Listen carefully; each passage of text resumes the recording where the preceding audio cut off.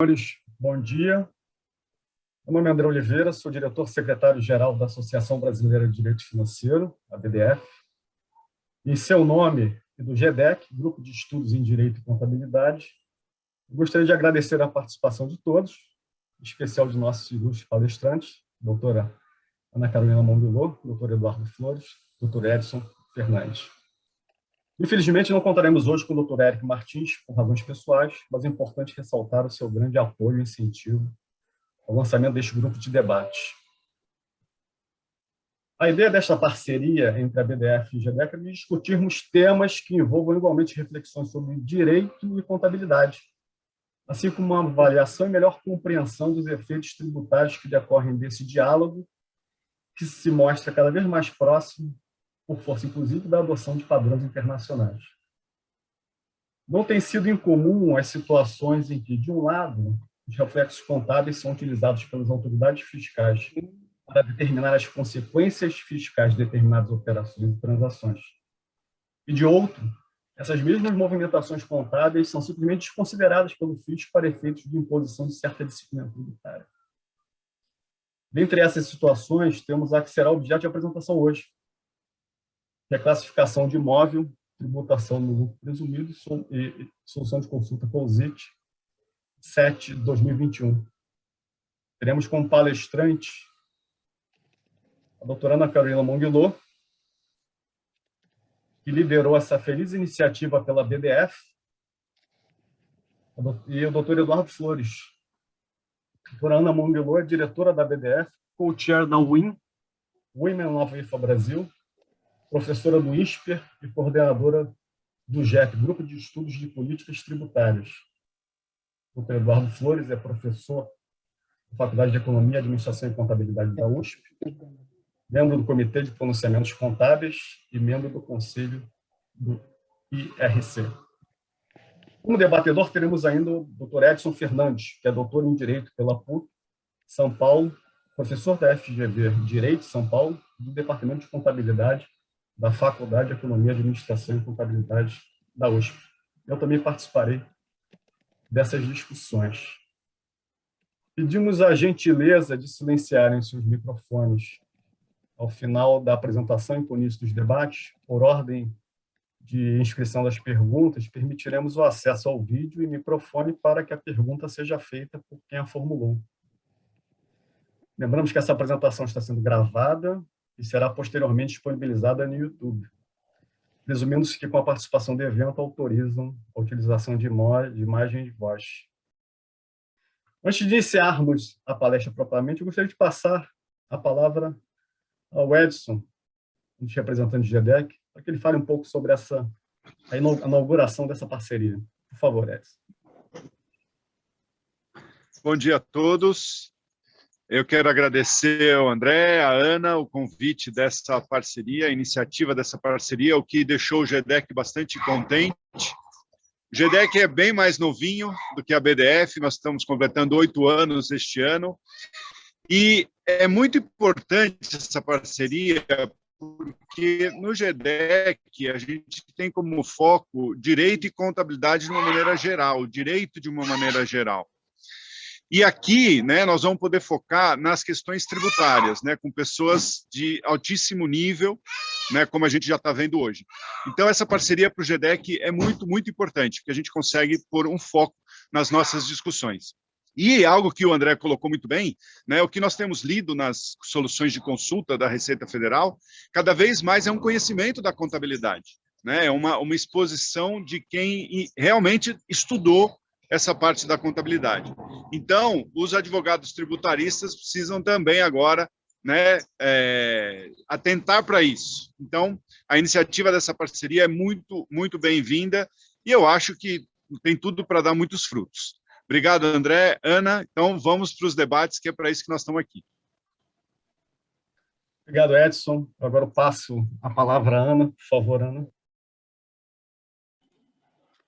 Bom dia, André, Eduardo, Edson, bom dia a todos que estão aqui presentes. Eu vejo vários nomes de muitos amigos, amigos queridos, agradeço de maneira geral, seria difícil nomear cada um de vocês, mas deixo aqui, então, meu agradecimento de maneira geral pela presença de vocês. Hoje é muito especial mesmo, porque é um dia de início dessa parceria, é uma parceria extremamente importante, e nós vamos começar a adotar na BDF um formato de eventos, né, André, que nós não costumamos adotar. Normalmente, na BDF, os nossos eventos são mais no formato de live, de palestra, de exposições, e a partir deste encontro e dessa parceria que inauguramos hoje, nós vamos ter diversos debates, mesas de debates, com a participação de todos que estão aqui conosco. Então, eu acho que é uma coisa bastante importante para a gente da BDF. Eu fico muito contente, agradeço demais a todos vocês por estarem aqui, e já dando início à minha brevíssima exposição, eu nem chamaria o que eu vou fazer aqui de palestra, eu chamaria muito mais vou fazer aqui um histórico e depois deixar algumas provocações. Deixa eu colocar, e mais do que isso, para mim é um dia muito especial também, porque eu nunca tinha antes usado o Prezi, e hoje eu vou tentar usar o Prezi. Eu sempre uso o PowerPoint, mas outro dia eu conheci o Prezi e fiquei encantada com esse tipo de apresentação, e vamos tentar, vocês vão ser aqui as minhas cobaias. Mas eu coloco aqui na tela, então, um pequeno resumo dos tópicos pelos quais eu gostaria de passar, começando, é lógico, com uma brevíssima análise do que é esse lucro presumido, e talvez pontuando aqui os motivos pelos quais ele tem, nesse aspecto da tributação do imóvel, gerado algumas polêmicas, gerado algumas dúvidas. Vou destacar para vocês os trechos que me parecem ser os mais importantes de duas outras soluções de consulta, além da solução de consulta 7 de 2021, a solução de consulta COSIT 254 de 2014 e também a solução de consulta COSIT 251 de 2018, porque eu acho que esse histórico dessas outras soluções de consulta ele é bastante importante para a gente tentar entender o que se passa pela cabeça da Receita Federal e qual que é o entendimento que eles estão abraçando. E no final vou deixar algumas provocações, vou tratar essencialmente da parte jurídica, tributária, deixando para o Eduardo Flores, que é um grande professor de contabilidade. Muito obrigada por estar aqui conosco, Eduardo, e ele vai saber pontuar as questões contábeis muito melhor do que eu. E vou deixar aqui algumas provocações para o Eduardo, quero que ele nos ajude a entender tudo isso. Começando, então, o que é um lucro presumido, né? O lucro presumido, eu destaquei aqui duas normas, a Lei 9.430 e o Decreto-Lei 1598, que são duas normas com as quais a gente tem muita intimidade. Antes de analisarmos, entrarmos nos artigos que eu destaquei aqui para vocês, é óbvio que o motivo da gente estar discutindo a tributação da alienação do imóvel dentro do lucro presumido, o motivo é que há uma possibilidade de se ter uma tributação eventualmente mais pesada ou mais leve, dependendo da interpretação que nós adotamos a respeito desta operação dentro do contexto do lucro presumido. E daí já entrando aqui na 9.430, o lucro presumido, então, em certa medida, ele está aqui disposto no artigo 25 da 9.430, e nos seus incisos 1 e 2, a gente vê que o lucro presumido ele foi dividido em duas partes. A gente tem uma primeira parte que trata da receita da atividade, e uma segunda parte que trata do resto.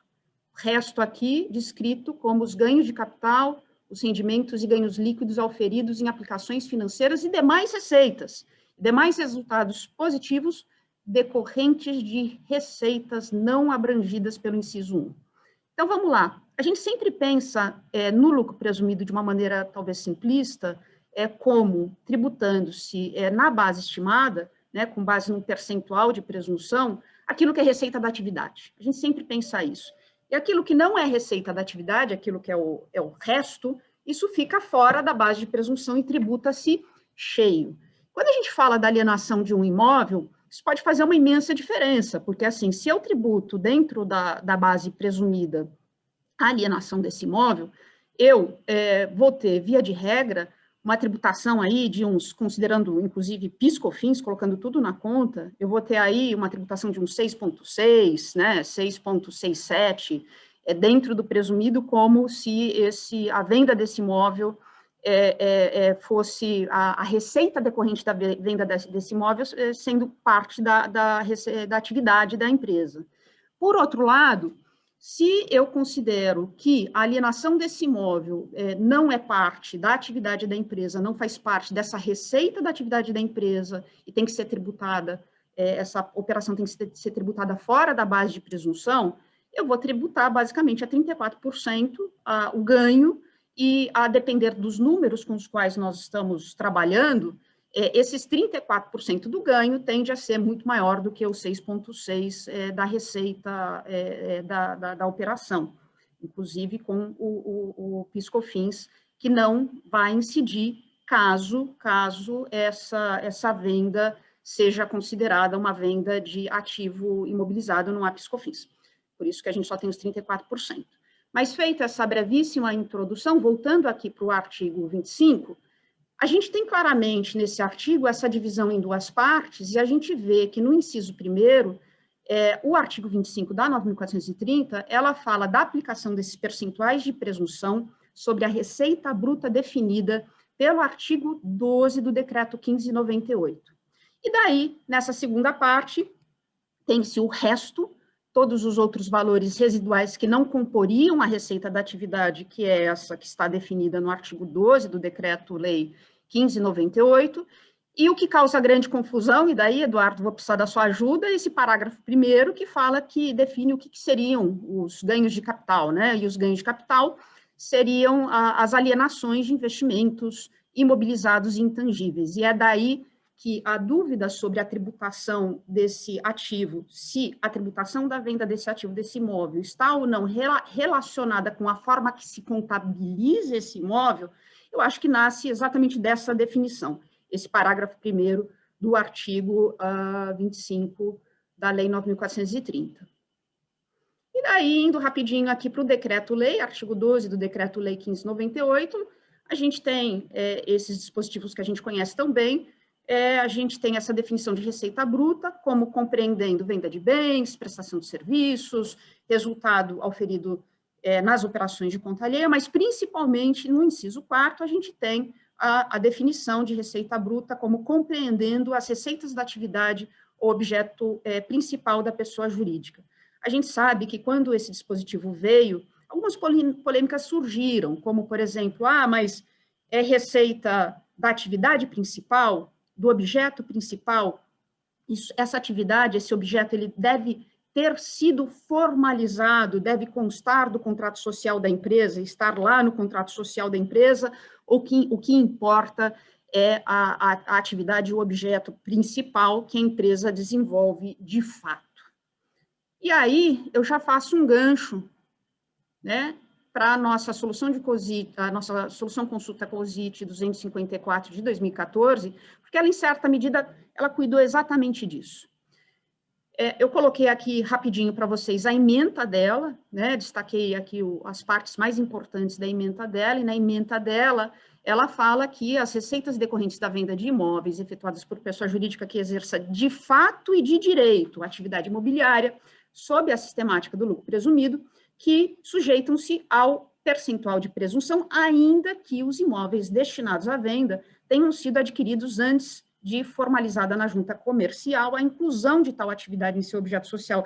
E nessa solução de consulta ela é bastante interessante porque ela nos traz duas reflexões importantes, não só aquela que eu acabei de mencionar, que é a necessidade da atividade objeto principal, né, dessa atividade objeto principal ter sido formalizada a inclusão dela na junta, na inclusão do contrato social da empresa, ou poder ser, na verdade, uma atividade que se exerce de fato, esse é o primeiro ponto. E o segundo ponto, que é muito interessante, é que aqui foi questionado se a maneira pela qual um determinado ativo, um imóvel, no caso, ele é adquirido, a intenção que se tinha quando se adquire, né, o momento no qual se adquire, se isso é determinante para a futura tributação dele. Então, coloquei aqui 3 rápidas lâminas para vocês, tratando da problemática, para a gente conseguir definir. Eu só estou demorando um pouquinho, porque eu estou tentando tirar os quadradinhos aqui da frente para conseguir ler o texto, mas aqui a gente tem, então, a definição da problemática que foi analisada nessa solução de consulta. Então, no item 15 que estamos vendo, fala se a dúvida que motiva a consulta, né, nesses moldes, é exatamente a tributação relativa à venda de um imóvel registrado em conta de estoque, adquirido antes da alteração do contrato social que incluiu as atividades de loteamento e compra e venda de imóvel, dentre aquelas pertencentes ao objeto empresarial da consulente. Então, o que a gente tem que esclarecer aqui, no item 16 estamos vendo, é se a receita bruta da venda do imóvel efetuada em tais condições, ela caracteriza, por caracterizar a operação da atividade imobiliária, ela se sujeita aos percentuais da presunção de lucro. E define-se, então, a indagação, no item 17, que para responder essa indagação é necessário verificar se a aquisição do imóvel, antes de formalizada no registro do comércio, a inclusão da atividade imobiliária no objeto social da consulente é fator impeditivo à aplicação do percentual de presunção sobre a receita dessa alienação. Então, os fatos, quais são os fatos que nós poderíamos identificar como os principais fatos que são analisados nessa solução de consulta? Em primeiro lugar, imóvel contabilizado no estoque, adquirido antes de se formalizar a atividade imobiliária no contrato social. Em termos de dúvida, a dúvida é se é fator impeditivo a aplicação do percentual de presunção o fato de o imóvel ter sido adquirido antes da atividade imobiliária ter sido incluída no contrato social. E a solução de consulta, gostaria muito de saber se os demais colegas concordam com isso. Eu acho que ela foi muito feliz. Eu acho que a maneira que ela abordou o assunto foi bastante feliz, porque ela concluiu que considerar impedimento, foi a pergunta, impedimento, como eu havia dito, né, o fato da formalização da atividade imobiliária no contrato social ter sido posterior à aquisição do ativo. Considerar impedimento significa afirmar que a formação de estoque de bens para revenda somente pode se dar a partir da inclusão da atividade imobiliária no registro do comércio, né? E aqui embaixo, no item 19, deixa eu de novo tentar aqui tirar os quadradinhos, só um minutinho. Contudo, parece intuitivo que esse raciocínio se mostra incompatível com a própria dinâmica e organização das atividades empresariais, que exigem, muitas vezes, a redefinição. Olha só, ele admite a redefinição das atividades e a deliberação sobre a destinação a ser dada aos elementos patrimoniais. Então, a solução de consulta, ela admite que é dinâmico isso, né? E é por isso que ela considerou que não era importante o fato de ter sido formalizada a inclusão da atividade imobiliária no contrato social da empresa, ter sido formalizada antes da aquisição. Pode sim ter adquirido antes e depois mudar essa atividade e formalizar, inclusive, depois essa atividade, ainda assim, a alienação desse imóvel pode sim ser tributada dentro da base presumida. Essa solução de consulta COSIT, queria saber de vocês, mas eu acho que foi a origem de toda a discórdia. E essa solução de consulta me trazia um grande desgosto, pelo menos para mim. Porque, resumindo bastante, ela, aqui na ementa a gente pode ver isso, ela, em certa medida, abraçava um determinismo da origem, de como a depender de como esse ativo, do motivo pelo qual ele é adquirido pela sociedade, a sociedade não poderia depois evoluir e tributá-lo de maneira diferente. Então, resumindo bastante, ela, basicamente, se apegando a esse parágrafo 4º do artigo 15 da Lei 9.249, ela justifica esse determinismo dizendo que, como esse parágrafo 4º, ele trata da aplicação do lucro presumido à atividade imobiliária, e esse parágrafo 4º do artigo 15 da 9.249 diz que o percentual de presunção, ele vai se aplicar quando ocorrer a venda de imóveis construídos ou adquiridos para revenda, construídos ou adquiridos para revenda, ou seja, ele tem que ter sido já construído ou adquirido para revenda. Se ele foi construído ou adquirido para outro motivo, não pode, você não pode mudar isso ao longo do caminho. É com base nesse dispositivo, a meu ver, absolutamente equivocadamente interpretado, porque eu vou voltar rapidinho lá nele, mas o parágrafo 4º do artigo 15, na verdade, ele trata de receita financeira, ou seja, os assuntos aqui foram absolutamente misturados. Com base naquele dispositivo, a Receita Federal, nessa solução de consulta, concluiu que a alienação do bem do ativo imobilizado por sociedade empresária, optante pelo lucro presumido, deve ser tributada pelo IRPJ, segundo as regras aplicáveis ao ganho de capital, ainda que tenha havido a reclassificação do bem para o circulante. Por quê? Porque se esse ativo ele foi adquirido ou construído originalmente de uma maneira que o fez ser classificado em contas do não circulante, não importa que tenha ocorrido a reclassificação para o circulante, ele tem que ser tributado como se fosse não circulante. Então, a alienação tem que ser tributada de acordo com as regras aplicáveis ao ganho de capital. E ainda a ementa segue dizendo que, independentemente dessa venda vir no futuro a ser tributada como ganho de capital em função de se referir a bens do ativo imobilizado, ou aqui, que eu acho que está um ponto bastante importante, ou receita de venda de bens imóveis em função de se referir a bens construídos ou adquiridos para revenda. Ou seja, se o ativo ele foi construído ou adquirido para revenda, é receita de venda de bens imóveis tributado dentro da base presumida. Por outro lado, se houve essa reclassificação, você vai tributar esse ativo, não importa como a venda dele, como ganho de capital. E aqui, Eduardo, olha só, a ementa fala em função de se referir a bens do ativo imobilizado, ou seja, foi imobilizado uma vez, acabou. Volto ao parágrafo 4º do artigo 15, porque, de fato, eu acho que a interpretação que se fez aqui, eu falo isso com todo respeito, mas eu acho que foi muito equivocada, porque se você for ver o parágrafo 4º, como eu havia dito antes, ele fala que o percentual de que se trata esse artigo também será aplicado sobre a receita financeira de pessoa jurídica que explore atividade imobiliária. Não tem nada a ver com se reclassificar ou não um ativo do não circulante para o circulante. Na verdade, a preocupação desse dispositivo é exclusivamente com o tratamento que tem que se dar à receita financeira. Se a receita financeira vai ser tributada dentro da base presumida ou não, a preocupação era outra aqui. Ou seja, eu acho que a solução de consulta realmente distorceu um pouco o assunto, e a solução de consulta COSIT número 7 de 2021 foi uma grande alegria, foi um grande alívio.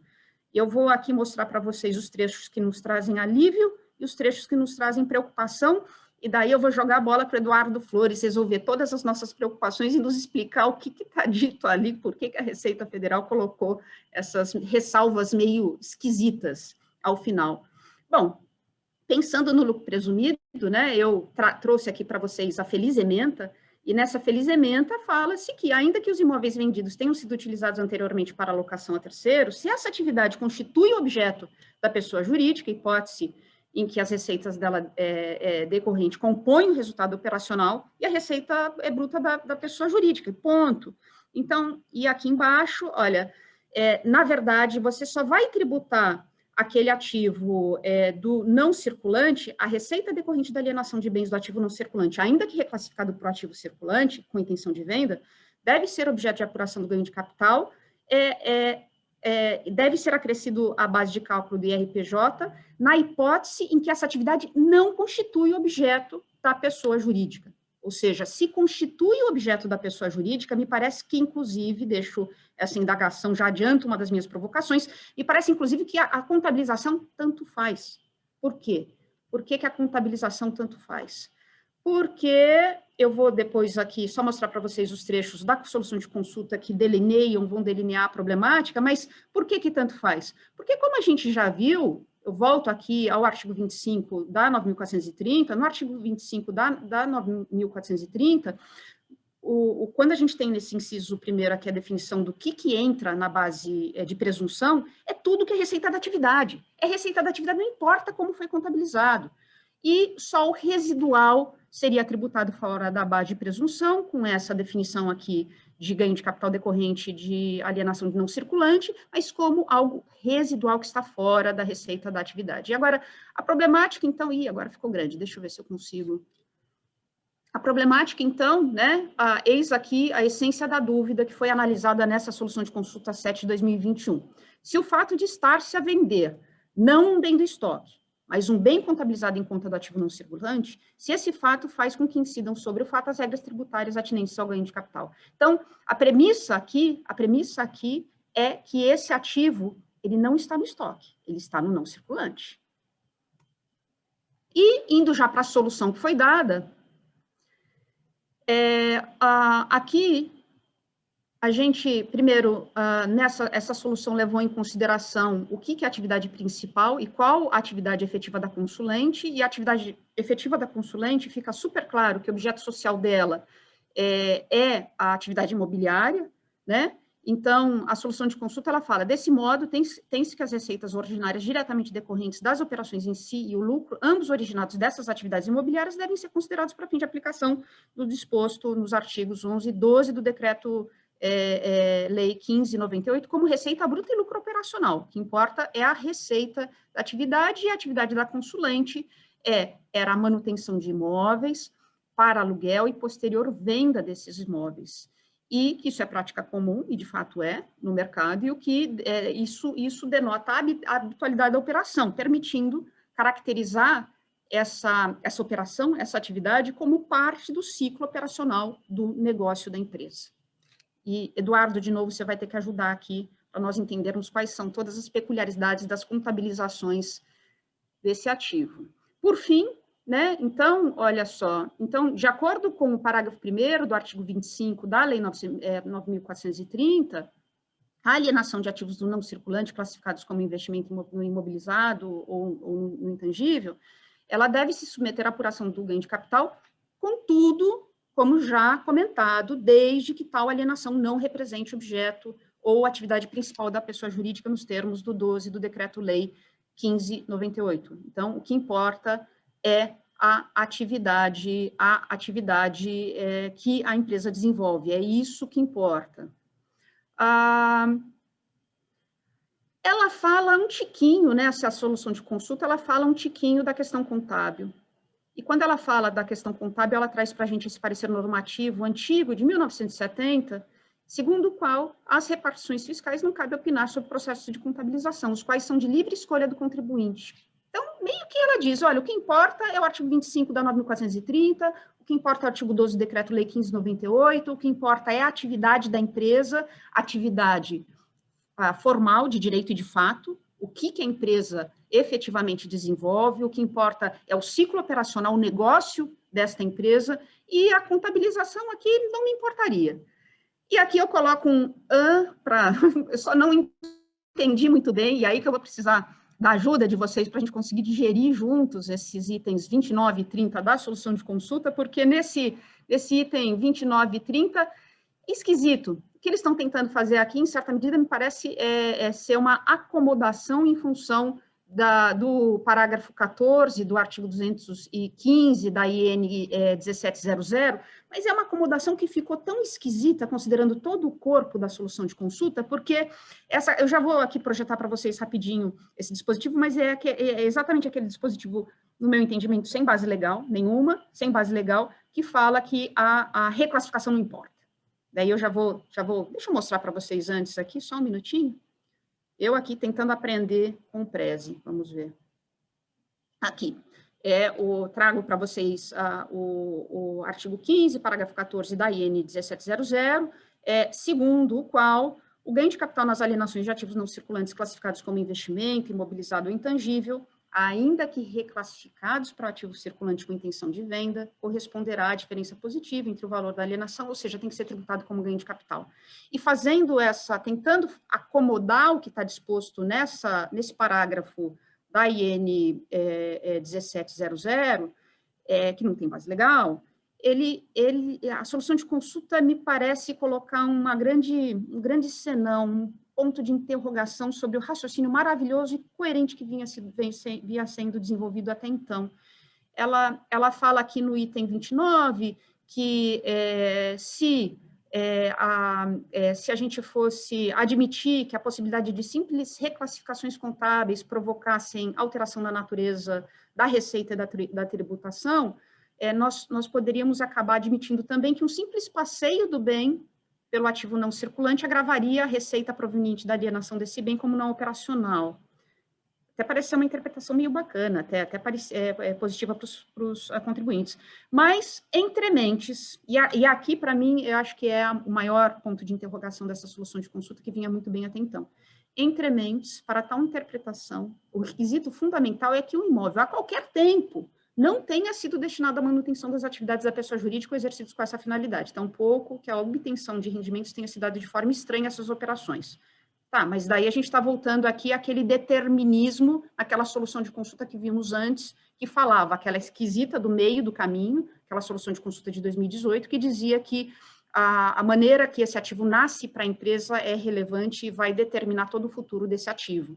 Então, aqui, nesse item 30, tampouco que a obtenção de rendimentos tenha se dado de forma estranha essas operações um dia. Por exemplo, o imóvel que seja ou tenha sido utilizado como sede da pessoa jurídica caracteriza-se como ativo imobilizado e, portanto, o resultado positivo com a sua alienação representará ganho de capital nos termos da legislação tributária, ainda que o objeto ou a atividade principal da pessoa jurídica seja alienação de imóveis. Tá, então agora a contabilidade importa e menos o fato de que essa empresa tem por objeto a atividade principal a alienação de imóveis. Então, já concluindo, que eu já falei bastante, e tem a questão do PIS/COFINS, só rapidinho, essa ementa, essa solução de consulta acaba concluindo de que, como eu vou tributar, independentemente da maneira que se contabiliza e tributar, considerar apenas a atividade da empresa para tributar a venda desse imóvel dentro da base presumida, eu vou considerar para fins de PIS/COFINS que isso é receita e eu vou tributar. Isso é uma receita, eu tenho que tributar independentemente do fato, e aqui a ementa ela foi meio malandra, porque mesmo na hipótese de os imóveis vendidos já terem sido utilizados para locação a terceiros em período anterior à venda, e, consequentemente, terem sido classificados no ativo imobilizado naquele período, mas não é naquele período. A gente viu que é premissa da solução de consulta que, quando se deu essa alienação, ele estava no imobilizado. E se ele estava no imobilizado, não importa como eu tributo isso para fins de RPJ e CSL, o que me importa é que eu tenho, no caso, eu tenho uma receita, não estou negando, é uma receita, mas é uma receita que foi expressamente excluída da base de cálculo do PIS/COFINS cumulativo. Peguei aqui para a gente ver juntos a Lei 9.718, que no seu artigo 3º fala da tributação do faturamento, e no parágrafo 2º, ela diz o que se exclui da receita bruta. É receita bruta, beleza, com certeza, não tem problema. Só que essa receita bruta, quando ela decorre da venda de bens do ativo não circulante, ela não é tributada, ela é excluída. Então, é engraçado que a Receita Federal ela acabou aqui tentando conciliar o tratamento que dava para fins de RCS com o tratamento que vai se dar para fins de PIS/COFINS, mas o fato de se tributar dessa maneira para fins de RCS não quer dizer que vai se tributar, vai se ignorar uma exclusão que consta expressamente da legislação de PIS/COFINS. E, terminando mesmo, as provocações, então, que eu faço, para a gente depois, quem sabe, trocar ideias nos debates, classificação contábil, está errado aqui, classificação contábil é relevante? Ou só o objeto e a atividade principal são relevantes? Mas qual é o motivo dessa ressalva final pela solução de consulta COSIT 7 de 2021? Então, contabilidade importa? Ou é só o objeto, a atividade principal da empresa que importa? E temos que ignorar esse determinismo que foi adotado na solução de consulta de 2018, e como é que a gente interpreta, acomoda esse item 30 da solução de consulta COSIT número 7 de 2021. E é isso, pessoal, muito obrigada E eu acabei estourando meu tempo terrivelmente, eu peço desculpas por isso.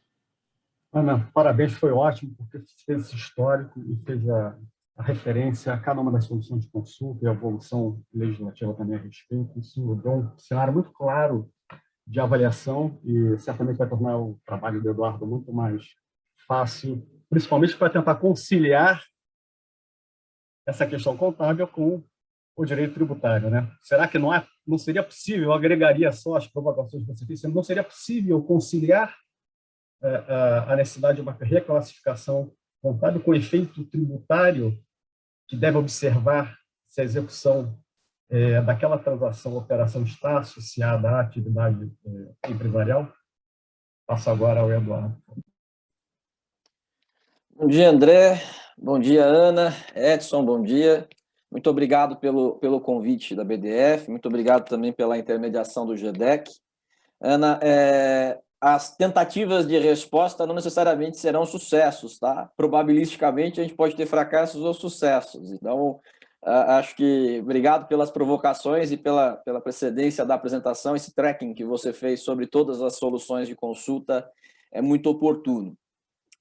Eu estruturei a minha participação de uma certa maneira, tentando imprimir um caráter mais metodológico na relação entre direito e contabilidade, especialmente porque direito e contabilidade são gêneros, não são espécies, né?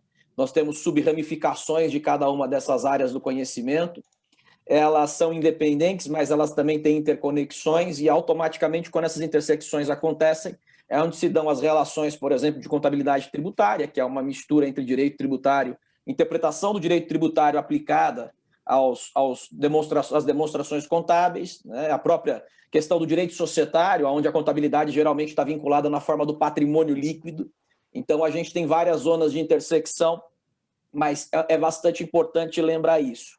E aí eu começo com um aspecto um pouco mais aberto, que é, muitas vezes, veios do direito, como o próprio tributário, como nós vimos agora, fazem remissão a vocábulos contábeis, fazem remissão a conceitos contábeis.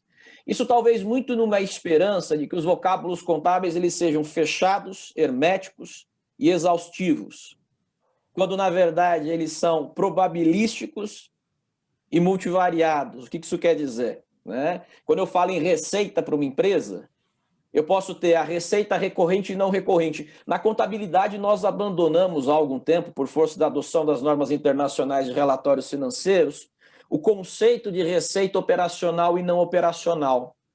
Nós estamos muito mais vinculados a um outro tipo de classificação, que é recorrente ou não recorrente. E a gente vê algumas expressões correlatas, até dentro das soluções de consulta, como habitualidade. Se você faz aquilo com uma certa habitualidade, para a gente na contabilidade seria traduzido como uma receita recorrente.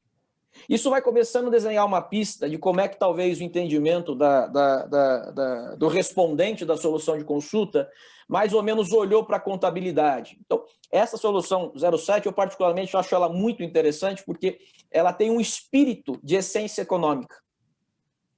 Ela tem um espírito de essência econômica. Quando a gente fala exercer a operação de fato e de direito, o de fato é a essência econômica. O de direito, eu deixo a cargo de vocês. É estar aquilo manifestado no objeto social da empresa? É estar aquilo, por exemplo, vinculado ao contrato ou ao estatuto?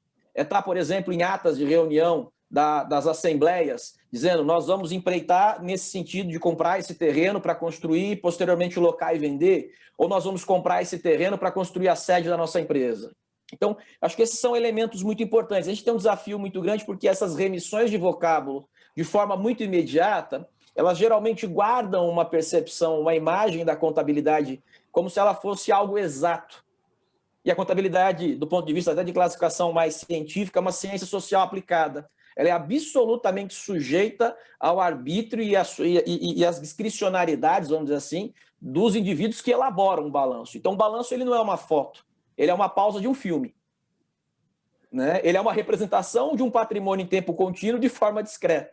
O que isso quer dizer? Quando você olha para o lucro de uma empresa, para o resultado de uma empresa, aquilo é um número perfeito em forma de uma série de escolhas que foram feitas, dentre uma série de outras que poderiam ter sido feitas. Isso é muito importante de ser compreendido. Vou dar um exemplo muito objetivo. Eu faço uma venda a prazo, entendo que a minha taxa de inadimplência é de 18%.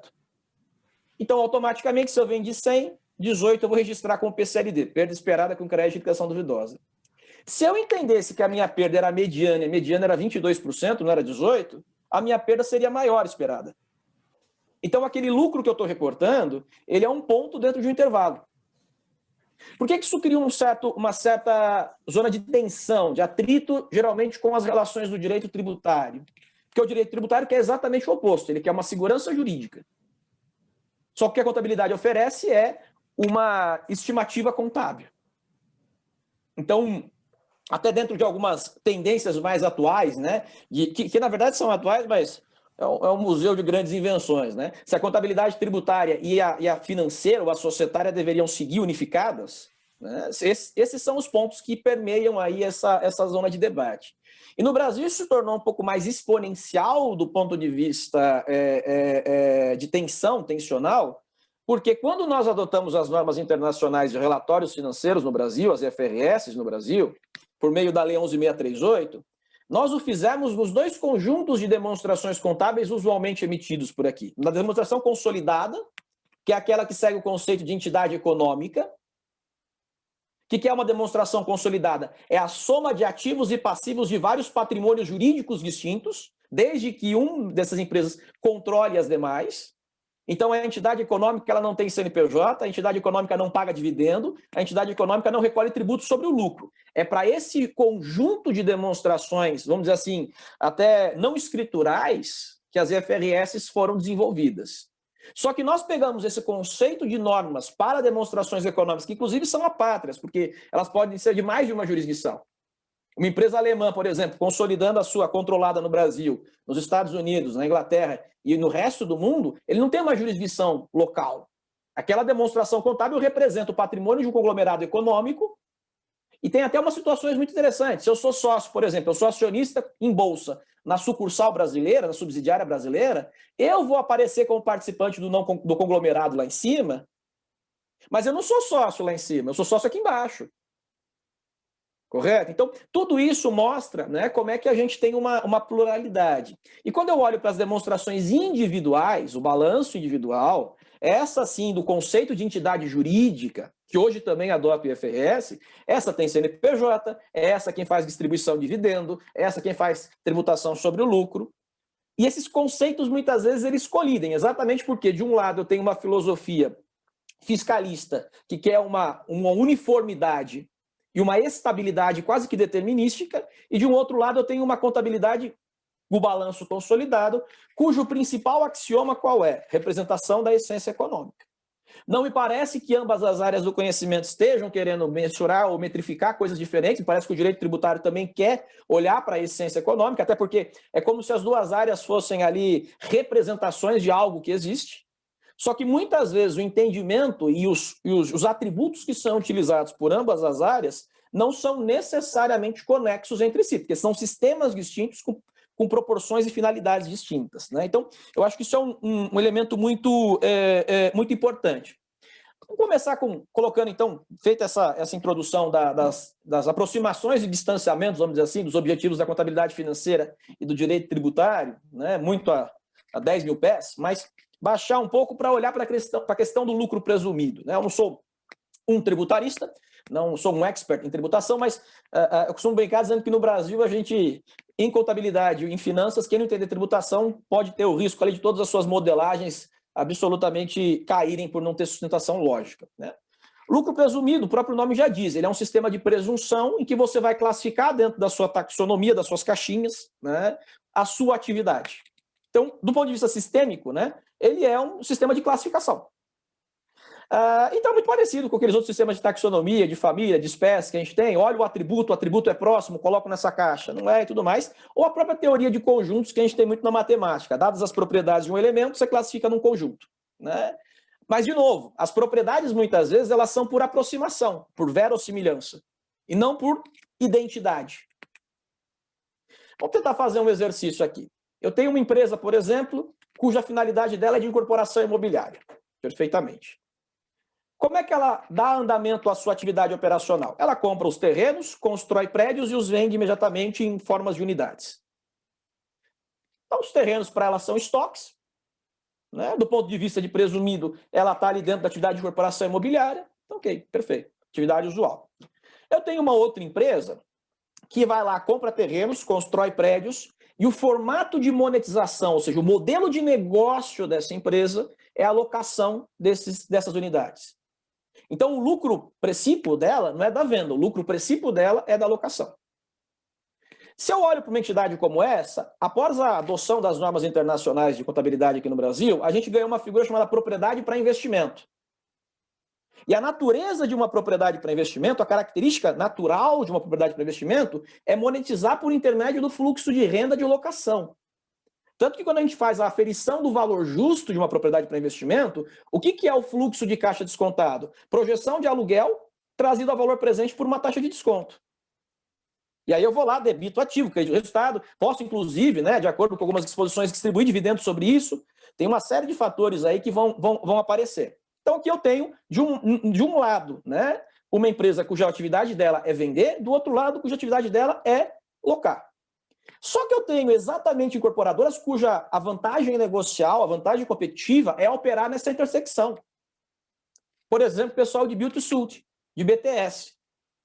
Então o sujeito vai lá e compra o terreno, mas não é qualquer terreno, é um terreno sob um contrato já previamente estabelecido, que ele vai desenvolver um galpão, ele vai desenvolver um prédio, um restaurante para uma franquia, coisa que o valha, para que isso, a posteriori, seja vendido. E geralmente quem compra isso, ou quem pode comprar, né, são fundos de investimento, participação imobiliária, são FIIs, por exemplo.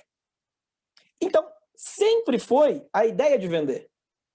Só que o fluxo financeiro de remuneração daquele modelo de negócio, muitas vezes eu vou alugar, inclusive, por um período de tempo para recuperar o que eu investi na obra, e é muito mais fácil você vender um imóvel para fins de exploração imobiliária que já está alugado.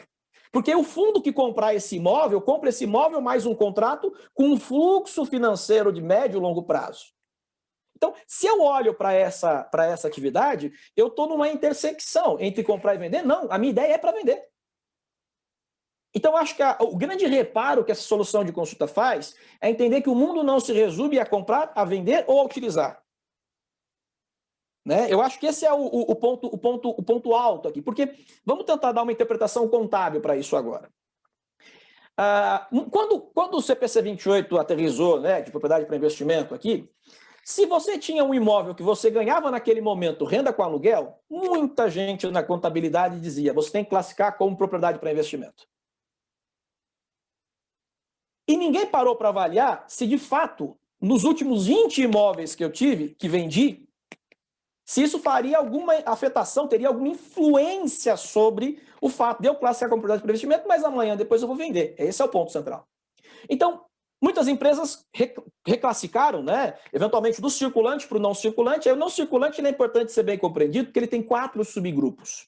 Ele tem o realizável a longo prazo, eu posso ter estoques de longo prazo do não circulante.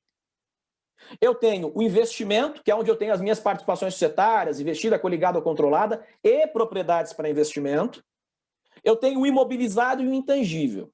O imobilizado e o intangível são as características, são os mais claros daquilo que chamamos de CAPEX, despesa de capital. Então, por que quando a solução de consulta fala, se o imóvel em algum momento pertenceu à sua sede, se fosse sede, estaria no imobilizado. E ao estar no imobilizado, me parece que a tentativa do respondente ali foi dizer o seguinte, eu quero evitar uma porta para que o sujeito amanhã depois, vamos dizer assim, oculte o ganho de capital, que é a venda do imobilizado e do intangível, por meio de uma reclassificação para o circulante. Ou por meio de uma eventual fala de que esse ativo sempre esteve disponível para uma negociação à parte. O que poderia dar problema numa situação como essa, me parece, é se eu tenho uma incorporadora imobiliária que ela tem uma sede muito bem localizada e ela decide amanhã depois desenvolver um empreendimento nessa sede, né? Então aí você teria uma situação muito sui generis, mas não me parece que esse seja um efeito de média, me parece mais que esse seja um efeito de cauda, né? Então não esperaria encontrar ele com tanta habitualidade. Mas quando a gente olha para a contabilidade, então, o indivíduo que comprou para vender o terreno, as unidades imobiliárias, sempre foram estoque para ele. Independentemente se circulante ou não. E aí tem uma discussão importantíssima. O que é circulante e o que é não circulante? Quando a gente vai para o CPC 26, que é o IAS 1, a apresentação das demonstrações contábeis, ele vai trazer para a gente, dos itens de 60 a 65, as definições entre o que é circulante e não circulante. Usualmente, nós adotamos como circulante aquilo que está no ativo ou no passivo, cuja expectativa de geração ou consumo de caixa, portanto, realização, lembra sempre da ordem de liquidez, a primeira rubrica do balanço é o ativo caixa, equivalente de caixa, Então, a gente espera que esses ativos que estão classificados no circulante, que eles venham a consumir caixa ou venham a produzir caixa num horizonte de 12 meses da data daquela demonstração. Só que essa é uma regra de bolso de simplificação, porque na sequência, o próprio item do pronunciamento contábil nos diz o seguinte: porém, quando uma empresa ela tem um ciclo operacional diferente disso e claramente identificado, ela pode usar como referência para distinguir o que é circulante do não circulante esse ciclo operacional. Isso para o setor de incorporação imobiliária é fundamental, porque você não constrói um prédio, na maioria dos casos, em 12 meses e o negocia em 12 meses. E o que é ciclo operacional? É desde o início daquela atividade operacional até a sua conclusão, envolvendo a sua venda, envolvendo a sua negociação, envolvendo o seu desenvolvimento. Então, se eu tomar, inclusive, essa distinção entre circulante e não circulante, eu poderia ter coisas, por exemplo, numa incorporadora imobiliária que são circulante e que para qualquer outra empresa de setores e indústrias não imobiliários que não são circulantes. Né? Por exemplo, um estaleiro naval. Quanto tempo demora um projeto? 3 anos até você começar a receber a ordem de construção do navio e entregar o navio. Você poderia classificar no circulante. Por que não é feito? E aí, de novo, esse é o modelo teórico. Quando você aterriza ele na prática, você tem ali as suas zonas de atrito e algumas de convergência. Né? Porque, você imagina, o auditor vai chegar lá, muitas vezes vai falar, circulante para mim é isso, eu vi isso em todos os outros lugares. O que foge até um pouco dessa solução lá de 1970, que as escolhas contábeis são da empresa. As escolhas contábeis, inclusive, são de responsabilidade dos administradores da empresa. Eu posso ser, por exemplo, um acionista não controlador, bater na porta da CVM e falar assim, você fez uma escolha contábil que prejudicou meu dividendo. Então, essa questão das escolhas contábeis, né, às vezes parece, do ponto de vista de discussão tributária, que a gente está banando o cachorro pela cauda, porque parece que tudo que é feito é para reduzir tributo. E não se olha, muitas vezes, por exemplo, que ao reduzir tributo, você reduz dividendo. E ao reduzir dividendo, você pode levar custo de capital próprio. Você pode ter uma série de outras implicações, né? É mais ou menos as discussões de endividamento. A empresa se endividou para reduzir tributação. Se ela se endividou, piorou a condição creditícia dela. Tudo que ela for comprar agora é mais caro. Né? Então, um pensamento um pouco, às vezes, até meio desnivelado, né, de achar que o mundo está circunscrito a pagar ou não pagar imposto de renda. Né? Então, eu particularmente acho que isso é motivo de um reparo, mas não de ordem contábil, financeira e muito mais ético-moral. Mas, em suma, pauta para uma outra discussão, é muito mais para uma terapia coletiva. Mas o ponto central é, essa empresa que compra e vai vender, ela está claramente identificada como estoque. Essa que comprou para alugar, ela vai classificar como PPI.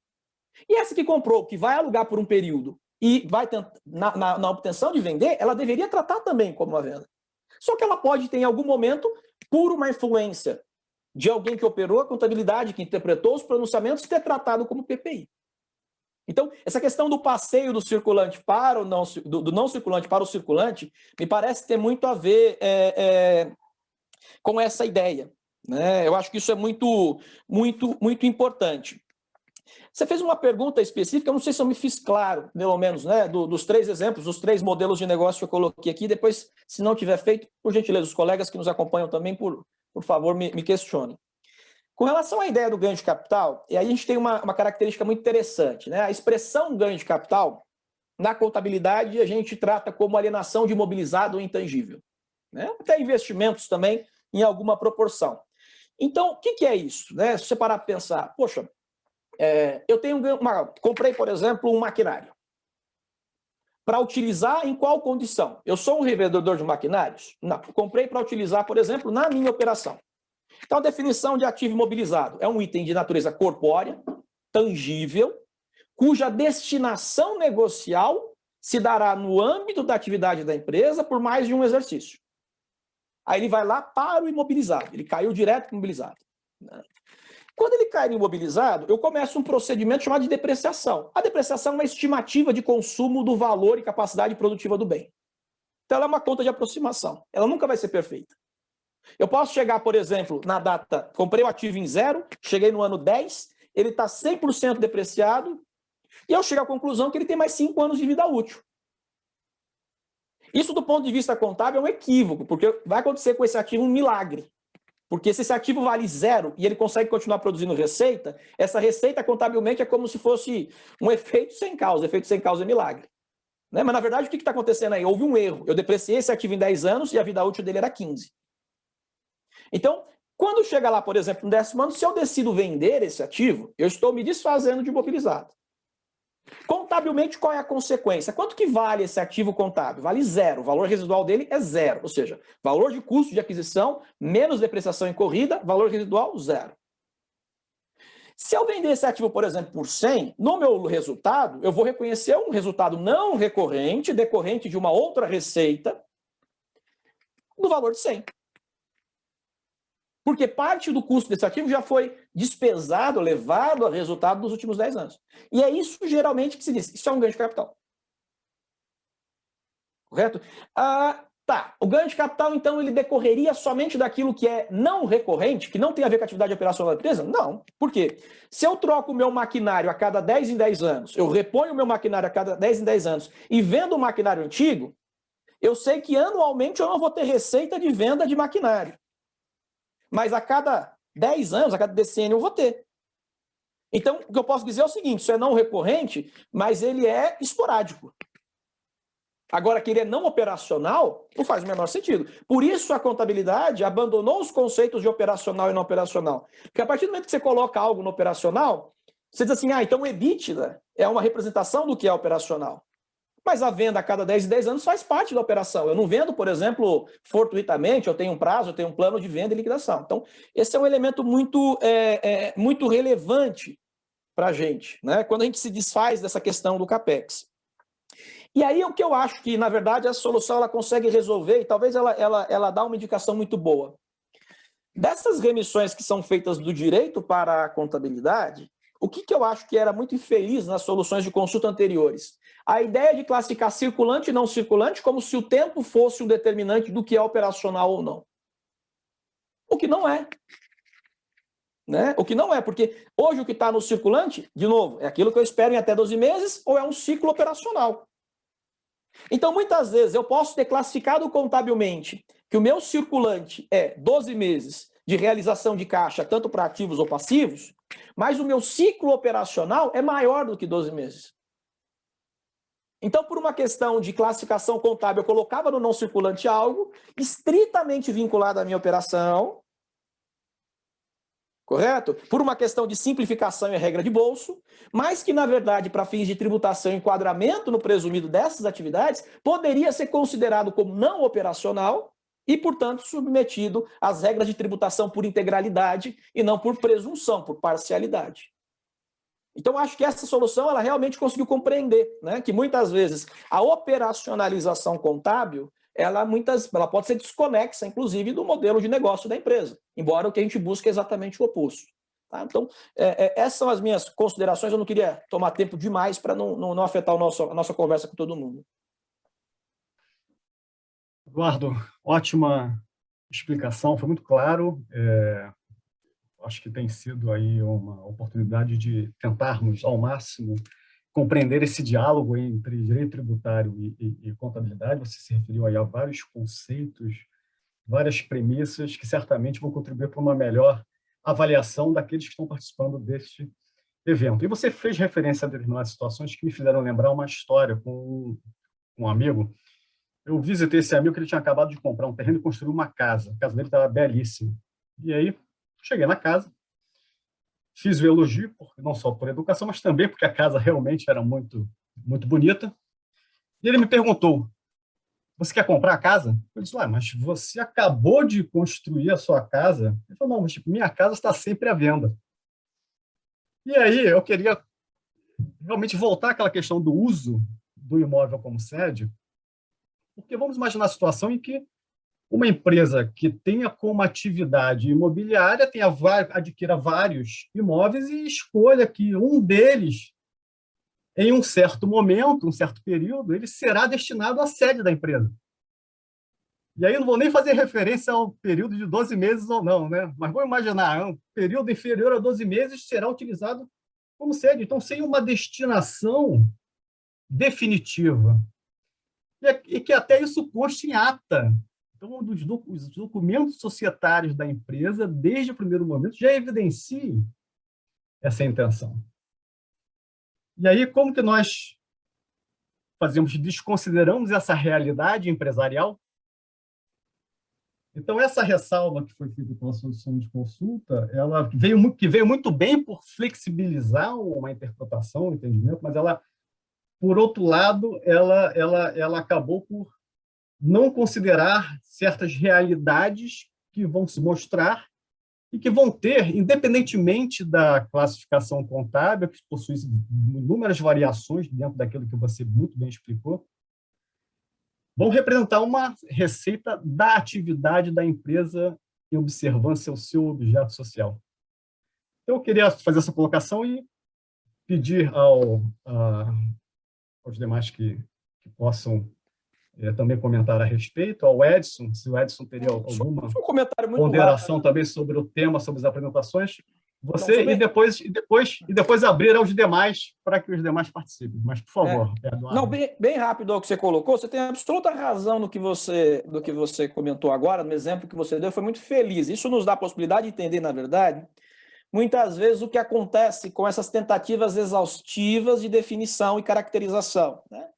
Que, na verdade, até se a gente fizer uma correlação com as ciências clássicas, né, com as áreas do conhecimento clássico, você vai estudar filosofia, estudar lógica, né, lógica do discurso, você tem lá uma das falácias, que é a falácia da generalização apressada, que é, ou seja, todo cisne é branco, né? Apareceu um cisne que não é branco, e aí? É cisne ou não é cisne? Correto? E aqui é o caso absolutamente igual, né? Toda vez que utilizou como sede da empresa, não pode ser considerado como para fins da atividade operacional. Mas e se aquilo foi transitório e fortuito, porque eu estou sempre mudando de sede? Né? Então, automaticamente, o que você tem aqui é um problema clássico de generalização apressada. Se generaliza, tentando dar uma ideia de cobertura ampla e restrita, quando, na verdade, você pode ter situações que façam o mesmo sentido, mas que não vão ser enquadradas por conta de uma premissa que se mostrou válida para alguns casos e inválida para outros. Verdade, concordo plenamente. Gostaria de saber se o Edson tem alguma ponderação agora após as apresentações. André, estão me ouvindo? Eu peço desculpa por estar sem vídeo, a tecnologia é boa quando funciona, né? Quando não funciona, a gente tem que dar um jeito. Eu queria rapidamente só colocar um ponto, porque eu gostaria de ouvir os demais também, que é o seguinte, e aí eu vou focar nisso que você até colocou agora, André, e que depois o Eduardo complementou, porque é algo que eu ia colocar já, que é o seguinte, o direito tributário, obviamente, ele busca algo objetivo, né? Alguma definição objetiva para fazer incidir o tributo. Nesse sentido, parece paradoxal, mas o julgamento que é determinado pela contabilidade pode ser esse critério objetivo, que é exatamente o que vocês estão falando, né? Acabaram de falar. Eu conheço várias incorporadoras que resolveram, e Eduardo, não é tão comum, não tão incomum a incorporadora vender a sede dela, né? Eu já vi várias que fizeram isso. Mas mais do que isso, muitas incorporadoras acabaram assumindo a venda e criaram escritórios de venda. E esses escritórios são sede, muitas vezes, até em escritórios comerciais, em locais comerciais, que foram construídos pela própria incorporadora e que está usando como sede da venda naquele momento. Então, isso, teoricamente, estaria no ativo imobilizado. E eu conheço empresas também, eu lembro de uma grande indústria que tinha uma planta muito grande e que a indústria ficou para trás, né? A tecnologia e tudo mais tornou obsoleto aquela indústria. Então, o que eles fizeram? Eles transformaram a construção da indústria num condomínio industrial. E aí dividiram e receberam várias outras empresas ali dentro e mudou o objeto, deixou de ser indústria e passou a ser locação, administração de condomínio industrial.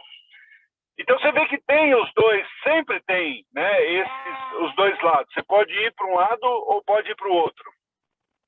esse é o perigo de querer generalizar, como o Eduardo colocou.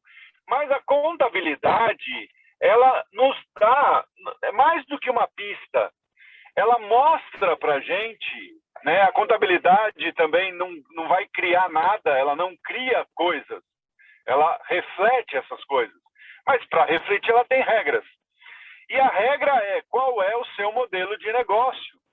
Se o seu modelo de negócio era indústria e por força da evolução tecnológica você mudou, porque não acompanhou e passou a ser uma empresa de locação, você mudou seu modelo de negócio e a sua contabilidade vai mudar. Aquele terreno vai deixar de ser imobilizado e vai passar a ser propriedade para investimento. Por que a gente não pode usar a contabilidade, então, para nos mostrar qual é o modelo de negócio da empresa e vamos tributar conforme o modelo de negócio? Então, aquela primeira pergunta que a Ana fez, se a contabilidade é importante ou não, na minha opinião, a contabilidade é muito importante, porque ela vai dizer se está correto aquele imóvel está no imobilizado, ou está no estoque, ou está como propriedade para investimento. E aquela questão que o Eduardo colocou, né, do direito e do fato, o direito também não pode abandonar o fato. Se a empresa mudou o objeto, mudou o negócio dela, eu tenho que adaptar o contrato social dela, porque isso tem repercussões societárias, repercussões creditícias, né? Quando eu vou pegar um empréstimo no banco, o banco quer saber qual é o meu contrato social, meu objeto social. Ele quer ver minha contabilidade.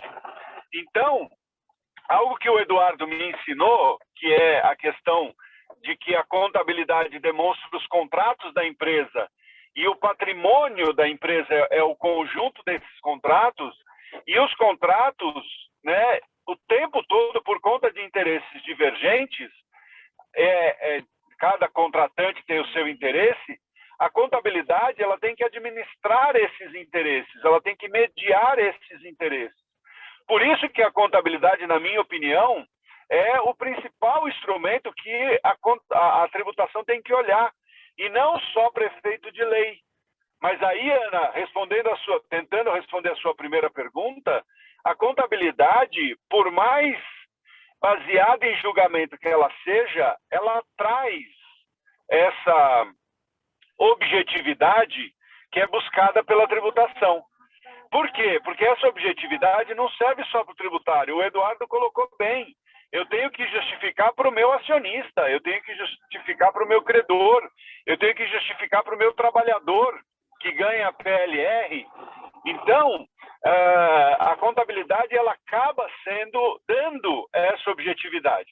Então, o que eu não concordo com essa solução de consulta é tentar fazer uma classificação estanque. Ah, não, se um dia passou pelo imobilizado, vai ser sempre ganho de capital do ponto de vista tributário. Não é verdade, você pode ter mudado o modelo de negócio. Um dia foi imobilizado, hoje não é mais. Tem construtora hoje que está alugando, em vez de vender, ela constrói, não tem saída de venda, ela passa a alugar. Esse é o modelo de negócio. E a contabilidade reflete esse modelo de negócio. Então, eu acho que a tributação deveria olhar mais para o modelo de negócio, porque aí evita a simulação. Então, por exemplo, eu constituo uma empresa de consultoria, transfiro os meus imóveis para lá. Por quê? Porque eu não quero pagar ITBI, só que aparece uma oportunidade de vender, eu transformo o objeto e vendo. Isso está na cara que meu modelo de negócio não era esse. Então, a contabilidade refletindo o modelo de negócio, ela traz essa objetividade. Era isso que eu queria colocar, André. Então, ótimas colocações, Edson. E até isso faz referência até a um comentário feito por um dos participantes aqui, que é o Cristiano Viotti, grande amigo nosso aqui, falando sobre a necessidade de prevalência da substância sobre a forma, né? Então, realmente, observar o modelo de negócio é muito importante para se determinar os efeitos fiscais próprios, mais do que meramente movimentações contábeis, né? E o próprio Cristiano, no seu comentário aqui, ele fez referência à necessidade de que determinados ativos estejam classificados por mais de 12 meses no estoque para que sejam considerados como mercadoria. Então, tem, sob o ponto de vista estadual, para efeito de incidência de CMS. Então, isso são questões que vão se interligando, e por isso é a riqueza desse debate, dessa nossa discussão. Eu queria, Ana, Eduardo e Edson, agora pedir aos demais que participem aqui com seus comentários, com suas perguntas. Quem quiser fazer uso do vídeo e voz, fique, por favor, à vontade. Agora é o momento dessa troca de experiência, que eu acho que vai ser o grande sucesso dessa nossa reunião de debates aí. Cristiano. Estão me ouvindo? Bom dia. Obrigado pela palavra, André. É um prazer enorme aqui ouvir a palestra, ver a Ana, Eduardo, André, o Edson, e aprender com vocês. Eu queria só explicar um pouco sobre o que eu comentei aqui no chat, porque é até muito oportuno falar depois da colocação sobre a objetividade, né, da própria contabilidade. A gente sabe que o valor da contabilidade para a determinação dos fatos geradores da ciência tributária é muito importante, mas não é peremptório, né? Eu acho que dentro da lógica aqui, até desse grupo muito bem criado, importantíssimo para nós, operadores de direito tributário, essa lógica tem que ser sempre presente, né? A contabilidade dá o norte, identifica a natureza, auxilia ao direito, mas a legislação tributária ela é autônoma, né? Então, esse tema específico, bem trazido aí pela Ana, muito bem explicado, me causa perplexidade na questão da necessidade de uma uniformidade de tratamento, né? E por isso eu fiz essa colocação no chat em relação ao tema 1012 do STF, que no que se refere à análise do fato gerador do ICMS ainda prevalece o critério, digamos, formal, né, de se entender como imobilizado se os automóveis permanecerem em estoque, né, que deveria ser ou imobilizar, por mais de 12 meses. A gente sabe que a atividade principal das locadoras hoje é venda, né? O resultado delas demonstra isso, as DFs demonstram isso. E isso não foi considerado relevante pelo Supremo, né? O Supremo apenas aplicou o conceito antigo, contábil, e que está na lei estadual. E, da mesma forma, no ITBI, muito bem colocado pelo Edson, também, né? Então, a gente nota que a lei fiscal ela procura mais objetividade, né? Assim como as normas tributárias, e, inclusive, uma delas é a questão dos percentuais, né? Os 50% da atividade de locação para fins de identificação da receita bruta. Isso é um critério extremamente objetivo, né? Então, os critérios de percentual, os critérios de período de permanência, de certa forma, são critérios objetivos e que a lei fiscal deve buscar também. Então, fica essa perplexidade, né, para todos nós. A gente precisa de objetividade na lei fiscal, mas, ao mesmo tempo, a substância deve prevalecer. Então, a gente fica aí num beco sem saída, por assim dizer, para poder uniformizar todos os entendimentos, na medida em que o Fisco Federal evolui, né, para a substância. No ITBI existem critérios objetivos. No ICMS, o Supremo diz que não é operação mercantil, né? Então, a gente tem esse desafio para avaliação aí dos colegas. Assim, é mais uma provocação e uma constatação. Agradeço ao André aí pela organização do evento. Parabéns a todos.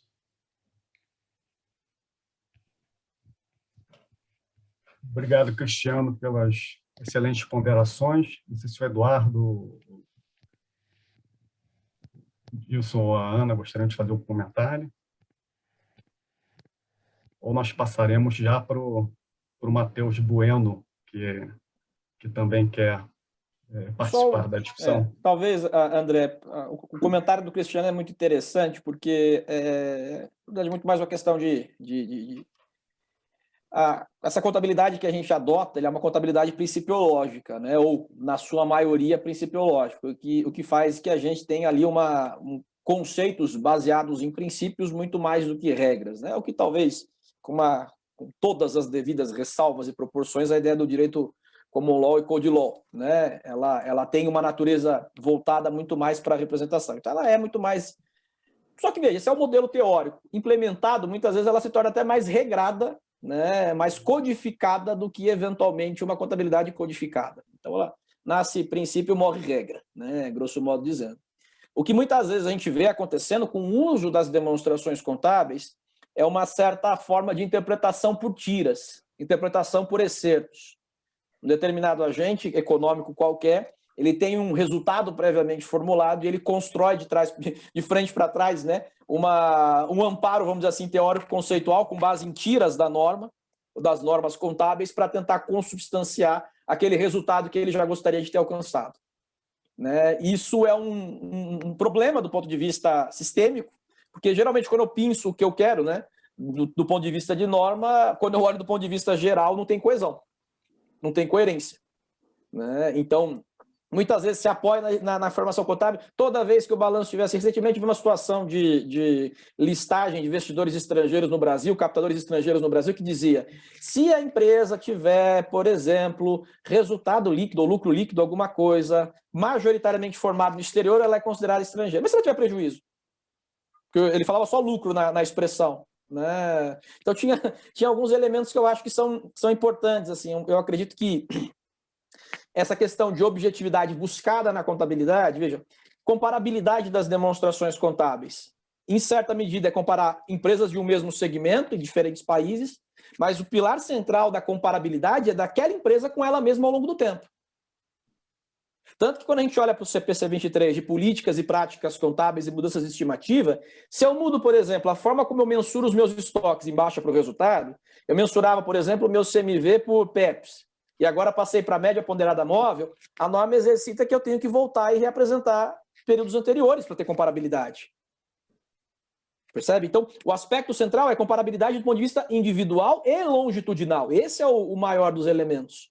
E muitas vezes, às vezes você olha para a contabilidade e fala: não, isso aqui é comparável. Não, aquele conjunto. Propriedade para investimento mesmo. Ela pode ficar custo histórico ou valor justo. Então, nós temos várias escolhas contábeis que podem fazer com que, inclusive, empresas do mesmo setor tratem elementos de forma diferente. Né? E isso, assim, aí é plenamente aceitável, porque, dadas as duas escolhas ambivalentes, você pode escolher uma que melhor compreenda o seu modelo de negócio. Né? Então, esse é um pouco do desconforto que, às vezes, a gente na contabilidade financeira tem, né? Quando são insados determinados ganchos que esperam da contabilidade financeira respostas exaustivas e que não vão mudar ao longo do tempo.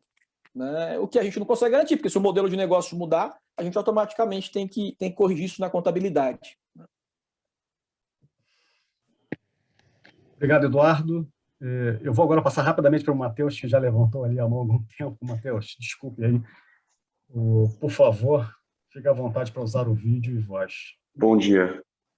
Bom dia a todos. Obrigado, André. Obrigado, Ana, Eduardo e Edson. Um prazer ouvir vocês aqui. Quando eu vi a composição do painel e o tema, eu tomei como necessário estar aqui. Eu gostei muito de ouvir você, Eduardo, porque você usou várias pessoas que me senti identificado. Eu costumo dizer para os clientes que a gente não pode achar que o tributo é o fim em si, né? E a expressão que você usou, eu já usei, de o rabo abanando o cachorro, né? E às vezes o cliente tem a intenção de fazer tudo para que pague menos imposto, né? Ou busca muito isso, mas ele esquece que tem responsabilidades com os outros usuários da contabilidade, com os credores, os acionistas e todo mundo.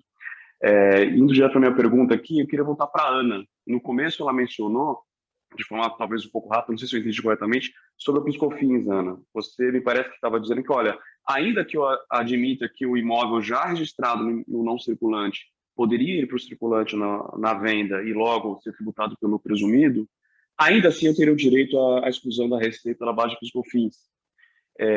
Na minha visão, eu entendia que, olha, o PIS/COFINS não é um tributo não circulante, porque aquilo não faz parte da receita operacional, como o Eduardo disse, a não recorrente, né? Mas se eu admito, então, que aquilo é parte da minha atividade, uma receita recorrente, eu estava entendendo que, olha, tudo bem, eu saio do ganho de capital, mas eu caio no presumido e no PIS/COFINS da 365. Você entende que ainda assim daria para defender que o PIS/COFINS não incidiria por previsão da exclusão, é isso? Obrigado. Não, obrigada. Que alegria te ver aqui, viu, Matheus? Super obrigada por participar e contamos com você em todos os encontros. Que possa sempre estar conosco, o Cristiano também. Obrigada por estar aqui, Cristiano. Não, na verdade, acho que eu fui mais arrojada. Eu fui bem mais arrojada, no seguinte sentido: a solução de consulta número 7, para mim, eu vou apanhar aqui do Eduardo, vou apanhar do Edson, eu acho que ela ignora a contabilidade, ela considera tão somente a atividade, o objeto da sociedade. Se é uma empresa que tem atividade imobiliária, olha, você cai dentro do 12 do Decreto-Lei 1598, é receita e tem que ser tributado dentro da base presumida, independentemente da classificação contábil. E a solução de consulta, ela me parece dizer, ela admite que esse ativo está no imobilizado, ele está no não circulante. Então, a interpretação que eu daria para essa situação, à luz do que disse a solução de consulta, e me parece estar certo, é que tanto faz se está no circulante ou no não circulante, isso não importa, não importa. Eu vou tributar como receita bruta porque, sim, é receita bruta de acordo com o artigo 12 do Decreto-Lei 1598, e nesse caso concreto, por estar no não circulante, por estar no imobilizado, eu acho que não tem PIS/COFINS, porque a legislação de PIS/COFINS fala que, olha, essa receita bruta normalmente é tributada, mas quando é uma receita bruta decorrente da alienação do imobilizado, você tem que excluir. Então, pode parecer um pouco exagerado da minha parte, um pouco ambicioso da minha parte, mas eu acho que uma interpretação coerente, sim, nos levaria a ter a tributação para fins de RDCS dentro da base presumida, porque é receita da atividade, ponto, e não incidência de PIS/COFINS, porque é alienação do imobilizado. Algumas pessoas podem dizer, eu acho que foi esse o raciocínio que a Receita Federal ela tentou desenvolver, de que não, receita bruta, tem que tributar por PIS/COFINS, porque, na verdade, você só exclui da incidência de PIS/COFINS aquilo que é não operacional. Não, mas a lei não fala isso. A lei de PIS/COFINS, ela fala que você tem que excluir a venda, a receita decorrente do não circulante, do imobilizado.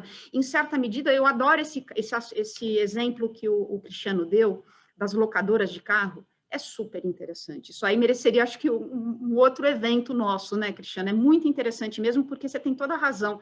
Hoje, o principal negócio das locadoras não é mais alugar carro, é esperar para vender, e isso tem afetado, inclusive, o mercado de maneira geral, afetado o preço. Tem até uma questão até concorrencial bastante importante aí. E daí a contabilidade importa demais. Por quê? Porque na legislação, naquelas legislações, né, quando se tem a não incidência em função do que está disposto na legislação, assim como no caso de PIS/COFINS, para fins de ICMS, que não se tributa o permanente, não circulante, é a classificação contábil. Então, são 2 pesos, 2 medidas? São, mas são legislações diversas que usam parâmetros diversos. Não sei se eu estou sendo arrojada demais aqui, mas eu acho que é possível defender isso. Adoraria ouvi-los. Obrigada, gente. Obrigado, Ana. Estou com você, eu sou a seu favor, tá? Só queria entender. Obrigado, Ana, eu concordo com você, acho que sua apresentação foi muito clara, realmente a forma como melhor interpretar essa questão, da maneira como colocada pela solução de consulta, e conciliando com a legislação que se aplica ao caso, é realmente de atribuir o tratamento que você vem propondo e que também tem a concordância de um outro colega nosso aqui, que participando aqui, fazendo seus comentários. Mas eu queria agora passar para o Edson, por favor, que Edson também levantou a mão. Ele pretende fazer alguns comentários também. Edson, por favor. E agora aparecendo, dando a cara a tapa. Não, eu queria fazer 2 comentários dentro do que foi falado, inclusive pelo Cristiano e depois replicado pelo Eduardo, que é o seguinte, algumas coisas eu acho que a gente precisa deixar claro quando a gente faz esse diálogo entre direito e contabilidade, especialmente direito tributário. O Cristiano colocou, né, a questão da autonomia do direito tributário. Sim, é verdade, mas a gente tem que tomar cuidado, porque a autonomia do direito tributário, para usar aqui uma expressão do Paulo de Barros, que eu nem sou tanto adepto da corrente dele, mas a autonomia do direito tributário ela está no consequente da norma. Então, aconteceu alguma coisa, né, ou se auferiu renda, eu tenho esse tipo de tributação.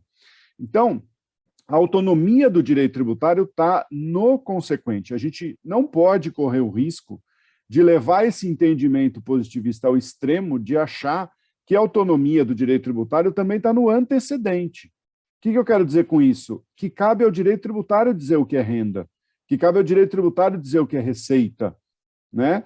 E por que não? Porque a Constituição Federal, quando ela foi escrita com uma visão de renda que é mais ou menos aceita, com um conceito de receita que é mais ou menos aceito. O direito tributário, ele não é um Big Bang, que assim, não existia conceito de receita antes da lei, do Decreto-Lei 1598. Não, existia. Né? O que o direito tributário faz, e isso o Rui Barbosa Nogueira fala muito bem, ele olha, né, para o que está acontecendo. Daí a noção de incidência e não incidência. O que é a noção de não incidência? É algo que acontece no mundo econômico e que o direito tributário não escolheu. Então, veja, o direito tributário ele escolhe ou não escolhe eventos econômicos. Ele não define eventos econômicos.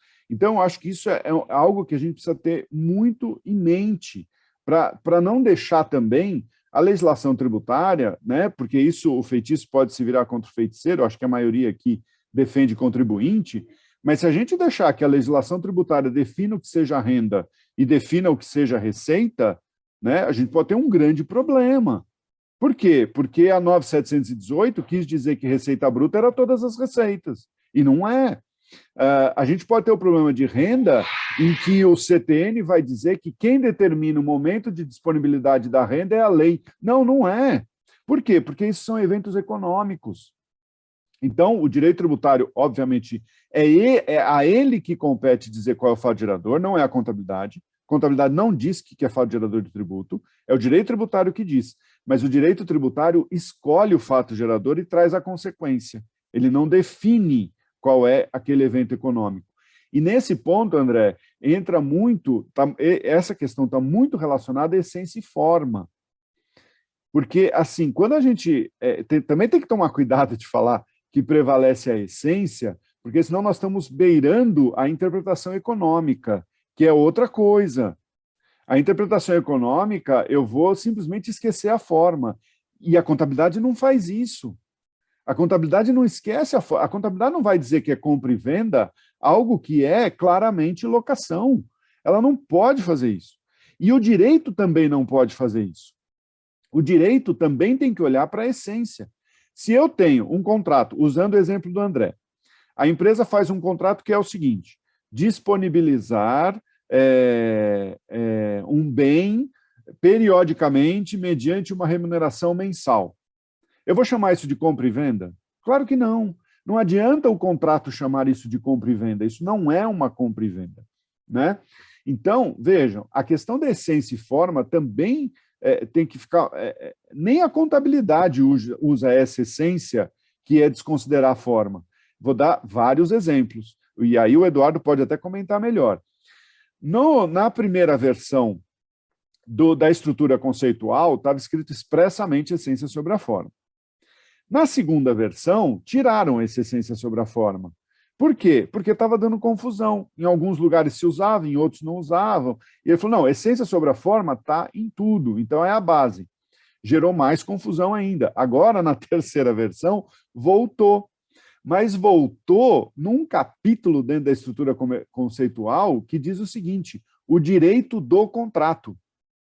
Olha a expressão que a estrutura conceitual da contabilidade usa. O direito do contrato. Então, nós temos que investigar no contrato qual é o direito que está... Não é o contrato, é o negócio. Nós temos que identificar qual é o direito que está ali. E o próprio contrato formal não pode fugir disso. E a contabilidade, obviamente, também não vai fugir. O que a contabilidade vai fazer é dar pistas do que está acontecendo, né? Então, por isso que eu acho que, assim, a gente também não pode correr o risco da generalização, seja na questão do direito tributário autônomo, ele mas não é para tudo, e também não pode correr o risco da generalização de que a essência sempre prevalece sobre a forma, até porque a contabilidade não faz isso, né? E o nosso direito tributário brasileiro também não faz isso. Ele olha para a forma, né? Ele busca, em alguns lugares, inclusive, a própria novo projeto de lei do imposto de renda mantém essa ideia. Ele diz, olha, pagamento de ação continua sendo dividendo, mesmo que esteja no passivo, mesmo que a contabilidade coloque no passivo, porque vai ter situações em que o titular de um direito de ação, na verdade, é um credor e não um acionista. Então, vejam, a legislação tributária nossa está atenta a isso, né? Isso daria mais um monte de discussão. Mas, para acabar, eu só queria, talvez, discordar um pouquinho da Ana, eu acho e do Matheus, acho. Porque, assim, para mim, o mais importante nesse diálogo entre direito e contabilidade é a coerência. E é a coerência do negócio econômico, da atividade econômica, e o seu reflexo no direito e na contabilidade. O contrato não pode ignorar qual é o negócio, e a contabilidade não ignora o que é o negócio. E uma vez que a gente definiu o negócio, se o negócio faz parte do objeto, imposto de renda, contribuição social com base presumida e PIS e COFINS. E aí eu discordo da consulta também, porque se o negócio é venda de ativo imobilizado, não tem presunção de imposto de renda, mas também não tem PIS e COFINS. Então, é o que eu falei na primeira vez que eu coloquei, é tributar o negócio. E aí, a classificação, que o Eduardo colocou muito bem, eu vou classificar na legislação tributária o negócio.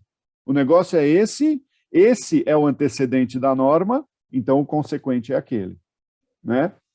Então, só isso, vocês não podem deixar eu falar desse diálogo em direito e contabilidade, porque eu não paro mais. Mas, obrigado.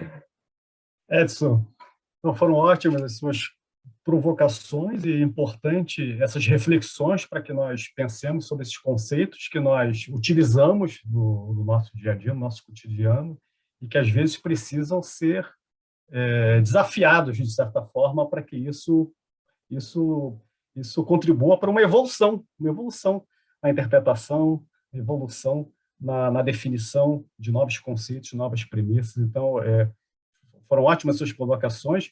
Guarde as demais para o nosso próximo evento, porque nós teremos outro evento mais à frente, será devidamente formado. E, considerando que nós não temos mais perguntas, eu queria agora passar para considerações finais aí da Ana, Eduardo e também sua, Edson, para darmos por encerrado este e partirmos para o próximo evento na sequência. Ana. Não, eu queria agradecer demais de novo a presença de todos que participaram, uma honra imensa estar aqui nessa mesa com o André, com o Edson, com o Eduardo, Cristiano, obrigada por participar. Lamentamos demais que o Eric não esteja conosco, né? Vamos torcer para logo ele poder participar das nossas reuniões. Adorei seus comentários, Edson, mesmo discordando de mim, eu gostei, e eu adorei uma coisa que você disse, que eu concordo com ela, eu acho que ela é muito verdadeira, que a contabilidade, ela vai nos ajudar a evidenciar exatamente qual que é o negócio da empresa, qual é a atividade, independentemente da forma, do que está no contrato social. Então, em alguns pontos, eu acho que a gente concorda, mas isso fica aí para outros debates, outras discussões. Super obrigada, muito obrigada mesmo a todos. Muito obrigado, Ana, André, Edson, os comentários. Eu também acho que a metassíntese nossa aqui é coerência entre ambas as áreas, né? Eu acho que isso é um ponto fundamental. A gente teve um evento na APET, até fui convidado pelo Marcelo, pelo Edson, para falar sobre a essência econômica, sobre a forma, né? E o Edson lembrou bem, na primeira estrutura conceitual você tinha expresso, primeira estrutura conceitual da década de 80, hein? Não era... Esse negócio de FRS não é novo, FRS, a rubrica é nova, mas desde a década de 70, e quando acabou a Segunda Guerra Mundial e foi criada ali a função da ONU, já se tinha essa proposta de uma contabilidade global para fluxos de capitais globais, né? Realmente, saiu da primeira estrutura conceitual para a segunda, a expressão essência econômica definida, mas entrou na segunda o atributo maior, que é a representação fidedigna, E aí, nunca a contabilidade desprezou os contratos, muito pelo contrário. Né? Isso é um ponto muito importante, nunca foi desprezado os contratos.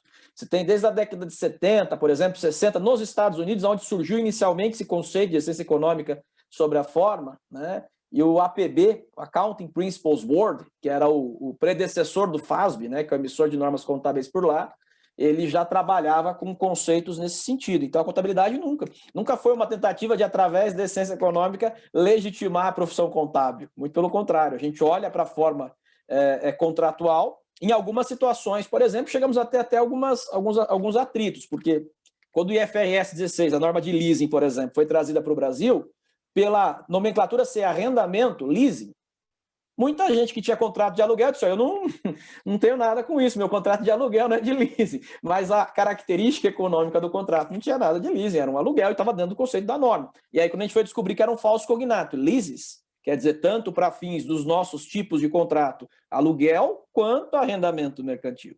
Né? Então, acho que é bem lembrado isso, agradeço enormemente pela gentileza do convite e estou à disposição sempre que precisarem. Um grande abraço. Bom, eu só tenho a agradecer também, mais uma vez, a iniciativa dessa parceria e parabéns, né? A gente chegou a mais de 60 pessoas numa segunda de manhã, excelente, né? Então, e pelas discussões que nós tivemos aqui, dá para ver como vai ser, vai produzir muitos frutos essa nossa parceria. Sem dúvida, Edson, a ideia é realmente que tenhamos esses frutos, que sejam resultado dessa discussão e desse diálogo que estamos propondo. E, para isso, teremos outros encontros nos próximos meses, será informado a todos. E eu gostaria de aproveitar a oportunidade para agradecer, em nome da BDF e do GEDEC, a participação de todos, em especial dos nossos ilustres palestrantes, a Ana, Eduardo e Edson. Ana, que teve essa feliz iniciativa de criar o grupo, e esperamos que em breve tenhamos aí vocês juntos conosco aí nos próximos eventos. Obrigado também, Cristiano, Matheus e os demais pela participação ativa. Um bom dia a todos.